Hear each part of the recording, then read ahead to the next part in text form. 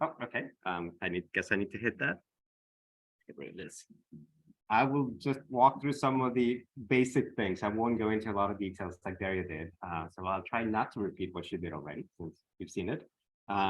First, the most basic reminder how to find the JupyterHub link. If you go to the website, go to logistics, there it is, or getting help, and you'll find it there too. But this might be the quickest route from the OceanHackWeek 23 page to the site.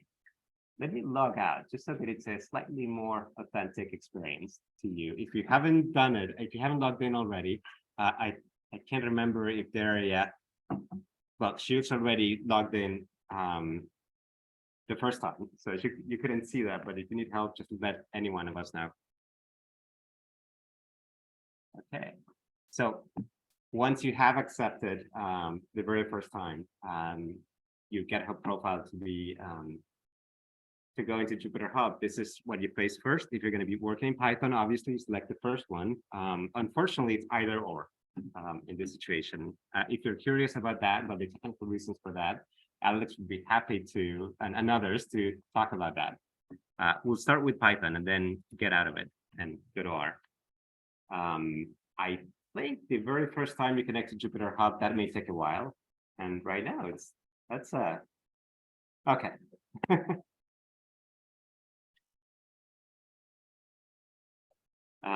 If you haven't done anything, yours should look more or less like that, except minus my old and R folders. Don't think, was there anything? Oh, I'm going to do the tutorial links. So back to the tutorials, the website. Sorry, I was on logistics. Now I'm going to go to tutorials. There it is. And getting started on tutorials. How do I get to tutorial repository into the hub? So go to this box, pick the right one. We're in Python, so we'll do this. You can literally just click on that link. Once you're logged in JupyterHub, I forget if you're not logged in, it probably will take you through the login screen. This is a tool called NB Get Puller. Please read that. There are comments there that say that in theory you could do, not in theory, in reality you could do this. You could do a get clone from the repo, just like we heard from Daria about cloning. But this tool has certain conveniences that allow you to just click and not mess around and not get confused or stuck. But if you try to mix it up with actually doing get clone on top of that, then you lose that convenience and you'll get all scrambled. I believe, and Alex can correct me here, that if the tutorials get updated, for example, I don't think the tutorial from Thursday is up there yet.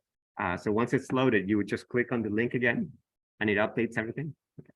Yeah, and even if you run the tutorial, you run files in that folder, you can get under the hood and it's tracking some of those changes or one of those changes. It would usually resolve it. But when we do things like changing the branch we're on, for those of us who are repeat offenders, whether we're or not that native offenders, that breaks things. So to phrase similarly, rename the existing tutorials folder that you have. Yeah. And run it again and just be able to run. Yeah. That's the best strategy. Just think of this tool. What you gain in convenience via NB Get Puller, you lose in flexibility. So it's a quick, easy way to always get the latest tutorials. So if you are going through one tutorial and you find, I do this, you find that you learn better by making notes within the notebook, and you want to save those notes, just do what Alex said. Keep them separate in a separate folder. That way you keep both the convenience of NB Get Puller and your own notes.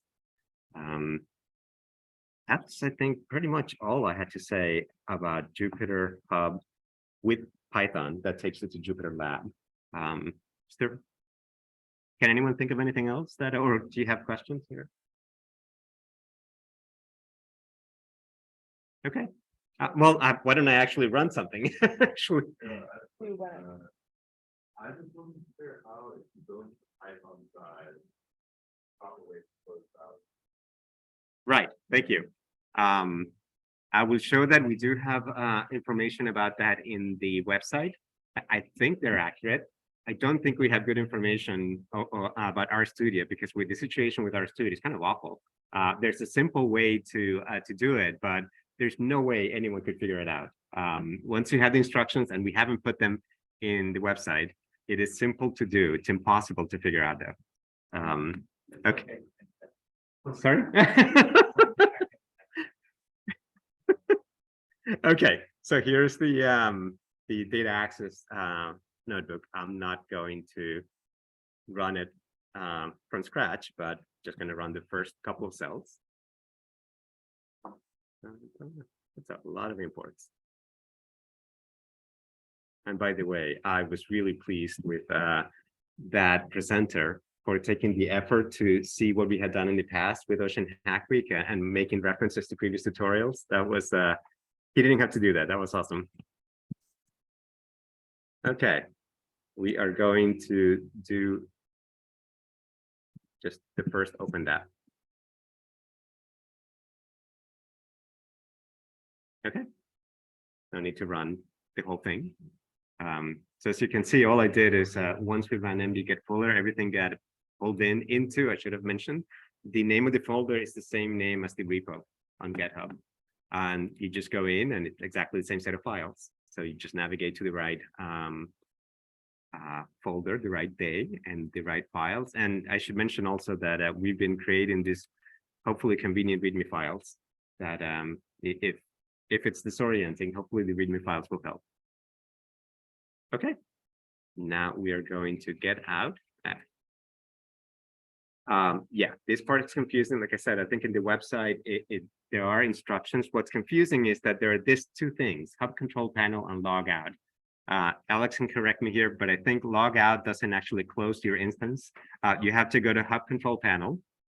And then once you're here, yeah, it kind of makes sense. Stop my server, okay. And you click stop my server. Otherwise, the instance, let's say you're doing this at when you're done for the day, 7 p.m.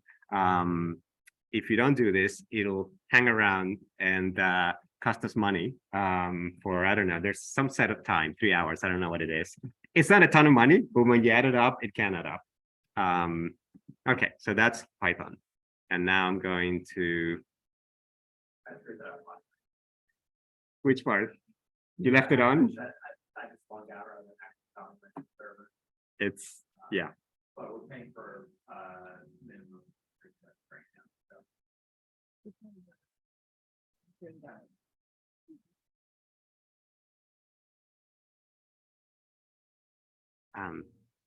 Yes, okay.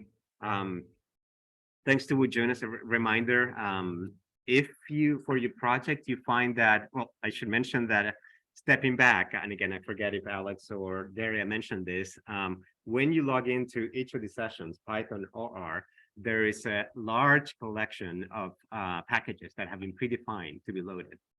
More likely than not, they'll be all you need for your project.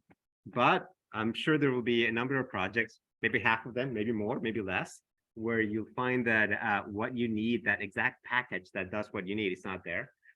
The solution to that, well, one option that can be a hassle for us is to tell Alex, we need that package, and he might add it to that common image. But the other solution, and the one we prefer, is go back to the website. Under, let's see, tutorials, I could tell you to go to resources, but I'll go here. Preparation. And I keep forgetting, probably under Conda, right? Conda and JupyterHub. And if you don't remember how to get there, just ask on Slack. And there, that's the base environment, just some information about what it is. So here are instructions about how to create your own environment in JupyterHub. In other words, you can go back to Felipe's tutorial on Conda, define your Conda environment file, create your environment, and it'll be persistent, meaning that when you log out of JupyterHub and come back later, it'll still be there. That may seem obvious to you, but it hasn't always been the case with JupyterHub. ideally, in a project, if it's an environment that other people in your team will be using, you would share the environment, let's say via your GitHub repo, so that your other team member who is going to use that environment would recreate it. In other words, you create the environment just for you in your profile in JupyterHub, but you share the environment file so that your team member also creates the environment in their own profile.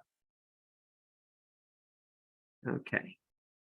So I got out of, I figured out how to get out of Jupyter Lab. Now we're going to, it kicked me back out to here. I'm going to click on R using RStudio. And the first time I saw this 3 years ago or 2 years ago, it seemed like black magic, that you could start with JupyterHub or Jupyter and then launch into RStudio. I still think it's black magic. What some of the other groups are doing, so launching a poll, like,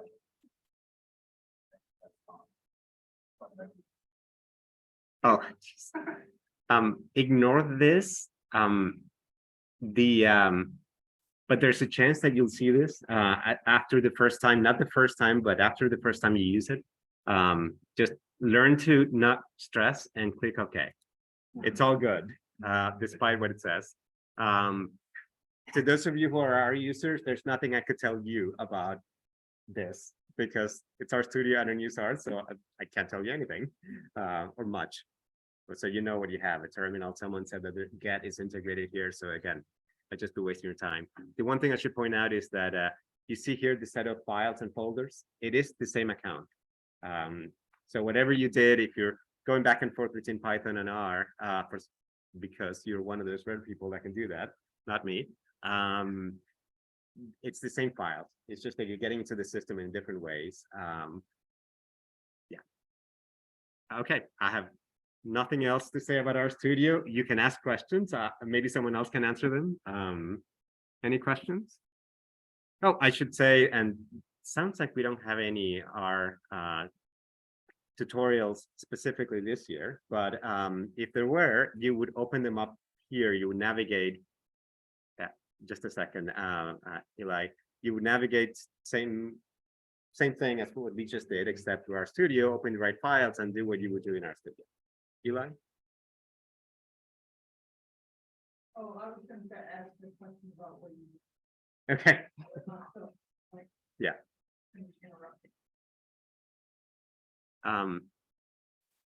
We have in the website, we pointed you to some more basic materials, and they're not necessarily all basic, but other materials from last year. The tutorials, we can't guarantee that they'll run exactly as is right now, but in principle, you could go there, click on the get puller, but maybe not. That would create a conflict probably with this year's. Okay, don't do that. But if you see tutorials from last year, including our ones that you would like to run in JupyterHub, ask us on Slack. Okay, and here's where the magic comes in, and I can't even remember myself how to do this. So some of you heard that I co-led an OceanHackWeek in Spanish in late February. Of course, we run into this, and the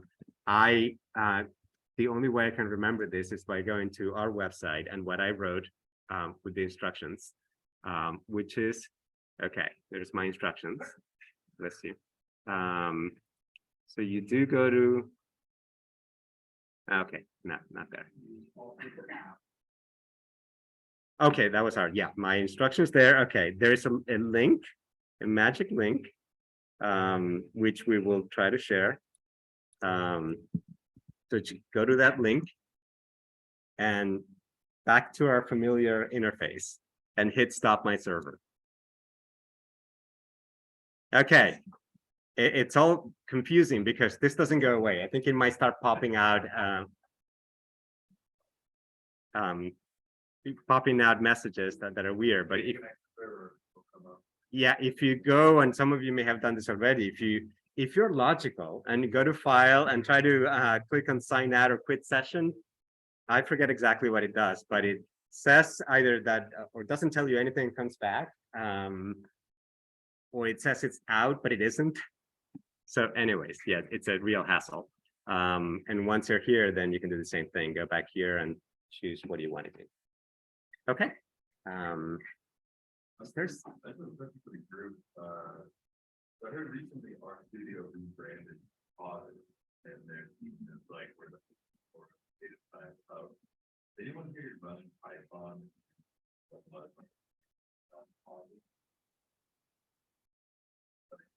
They're like highlighting how some of our code and notebook. I haven't tried it myself, but I looked at it.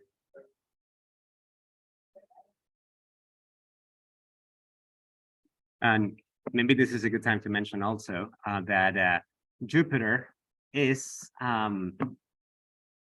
language agnostic. Conda is language agnostic. So Jupyter actually stands, when they came up with the acronym, it grew out of Python, but it stands for the Jew from Julia, the language, Python and R. And there are kernels, Conda kernels for Jupyter, just about any language you can think of. In principle, on our first year in 2020, maybe even 2021, I can't, or just 2020, we had an image that mixed Python and R. So you could open a Jupyter notebook and do that mixing if you knew what you were doing. It just became really kind of a nightmare in terms of the server load and other issues. Yeah, really managing the environment. Yeah. Everything. Yeah. Actually do that right now with that art studio. But it's got very type on environment.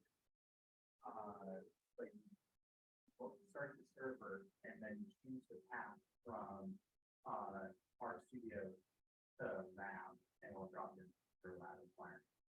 And then have full control and full on the environment.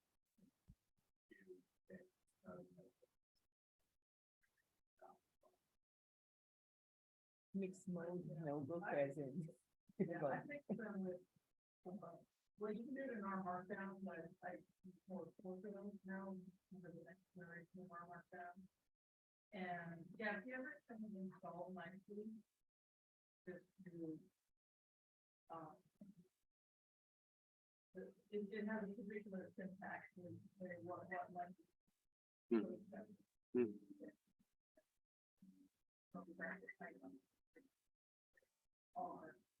so that work, but if you have this, you have this situation. And I haven't seen it all.